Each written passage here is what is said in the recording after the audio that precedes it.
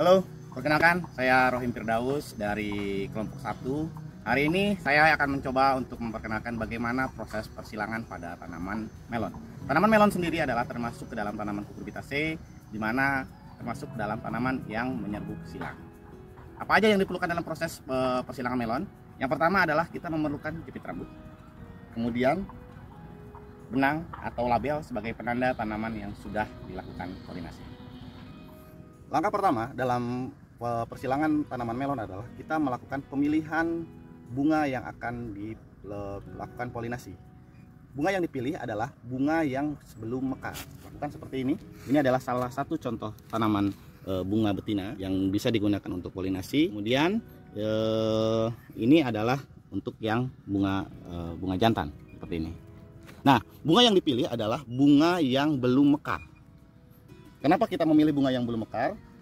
Karena proses polinasinya adalah kita tutup terlebih dahulu sebelum bunga mekar. Polinasinya akan kita lakukan 1 hari setelah penutupan. Ya, pasti tadi pada bertanya-tanya apa fungsi jepit rambut dalam proses persilangan tanaman melon. Jepit rambut ini berfungsi dalam proses penutupan bunga yang akan dilakukan polinasi. Jadi seperti tadi yang sudah saya sampaikan, ini adalah contoh bunga betina yang akan dilakukan polinasi. Jadi kita pilih yang belum mekar dan kita tutup seperti ini.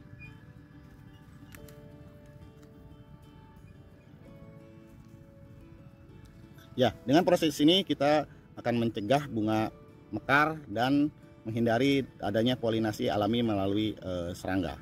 Sama halnya pada bunga jantan, kita lakukan jepit seperti ini.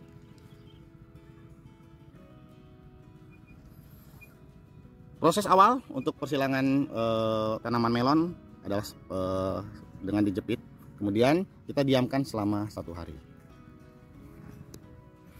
Setelah 1 hari proses penyempitan, bunga akan terlihat mekar seperti ini. Tetapi dengan adanya penyempitan, bunga akan terhindar dari kontaminasi atau persilangan dari yang tidak diinginkan. Kemudian jepit ini kita buka untuk proses selanjutnya.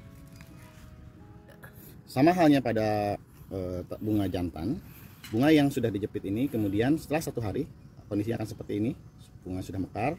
Kemudian jepitnya kita buka seperti ini. Setelah itu pada bunga jantan dilakukan kastrasi. Hal ini dilakukan untuk memudahkan ketika proses polinasi seperti ini.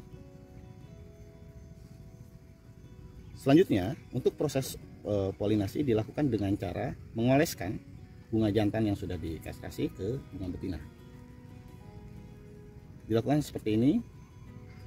Setelah itu bunga betina ditutup dan dilakukan proses penjepitan kembali, di mana di dalamnya terdapat bunga jantan. Tanaman yang sudah terpolinasi kemudian ditutup kembali untuk bunga betinanya. Langkah terakhir dalam persilangan tanaman melon adalah memberikan identitas bunga yang sudah dilakukan polinasi. Saat ini kita menggunakan benang seperti ini, kemudian diikatkan pada bunga betina yang sudah dilakukan proses persilangan.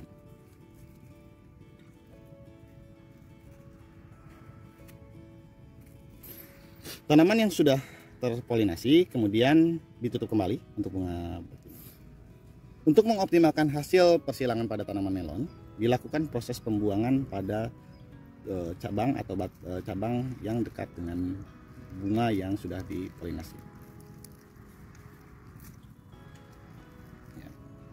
Demikian proses polinasi atau persilangan pada tanaman melon. Terima kasih. Salam.